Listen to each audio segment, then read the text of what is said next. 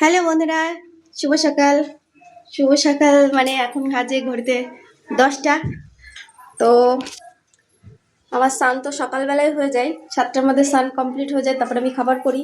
ওর বাবা যায় 9টার সময় ডিউটিতে, রুটি তরকারি করতে হয়, তারপর ছেলে মেয়ে দুপুরে রান্না।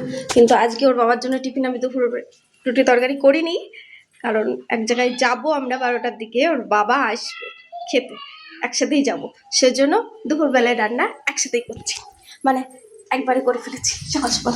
তো আমি দুপুরবেলায় কী কী রান্না করছি সেটাই তোমাদের সাথে শেয়ার করতে আসলাম। আমার এখনো ভাত হয়নি, এই রান্নাটা করে ভাতটা বসাবো। এই যে রান্না করেছি কাতলা মাছের পাতলা আলু দিয়ে ঝোল। হ্যাঁ, কালকে বাজারে গেছিলাম মাছ আনতে, তো আর ওই 4 পিস মাছ ছিল, সেই মাছটা দিয়ে কি করব, দই ছিল, দই কাতলা করছি। আর করছি মাছের মাথাটা দিয়ে বাঁধাকপির ঝাল। হ্যাঁ, এবার আমি ভাতটা করব। আর ছেলে মেয়ে নাই, ছেলে মেয়ের তো এখন স্কুল ছুটি, কিন্তু ওদের ক্রিকেট খেলা চালু আছে। তো ওরা সেখানেই গিয়েছে ওরা 7টার সময়, ওদের ছুটি হবে 11:30টার সময়।